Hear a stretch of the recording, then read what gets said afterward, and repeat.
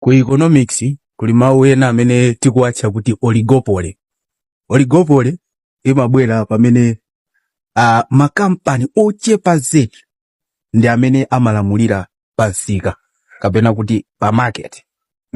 Tanthauza zonena kuti there are few companies, there are few competitors. So mkatikati mwa oligopoly, kantundu ka oligopoly kena timatcha kuti ka duopoly, kamene makampani awiri okha they take charges of the market.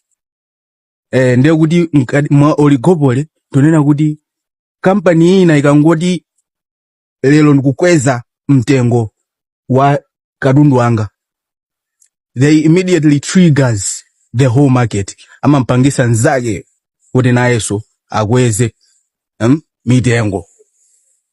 Izi nkhani mene ilili TNM ndeyate. They are in that category, duopoly. There are only two companies who are controlling the market. So whatever Airtel does, it triggers TNM. Whatever TNM does, it triggers Airtel. Because they are only competitors. Yes, ukapita kumakla mupeza unena kuti kuli midunu makampani angapo mwina so 7, 8 amene ndi ma network providers. Kuma why do they not shine? Why don't they outshine pa Airtel and TNM? Chifukwa kuti these two competitors, they bind themselves to be only two competitors in this market. Ndiyo kuti chili chose chochitika, they control themselves. Pezapeza kuli Afrimax, kuli 02 ucha, kuli tima network tinatake. Umano they don't outshine these two companies because duopoly is controlling their market. Understand? They are just two companies. So kukweza kwa Airtel ma bundles, you immediately expect to TNM uso ikwea. Chifukwa amafuna kuti akhale pa same level aziyendera limozi azipanga limozi. Kuma fusulo ndoli naona kuti kukweza kukunde kwa kwezedwa chifukwa chani. Ma bundles akwera for what reason? Exactly. For what reason? Chachitika ndi chani? Kuti mpaka na mafuta akutsika, tilibe nkhondo, tilibe ma factors ena mwina ooneka kuti zinthu zitha kukwera. Why tikukweza ma bundles? Mundu bundle amagula 1,500 kapena 1,000 pano ili pa 3p at 2.5. Bundle yoti magulidwa 40,000 pano pa ili pa 80,000 if not 70 something. Bundle, let's for example, magula bundle 40p ya mixed amakupasa 3,000 minutes pano pa ulibeso ya 40p nikuli ya 30p na kupasa 30 GB. Why? But zifukwa zake ndezitizo kweli. Amalawi tukufutika mwene. So, poti market yondiao alibe competitor. They discard everything. Uyaka kweza na yesu akweza. Ulibe kutawi.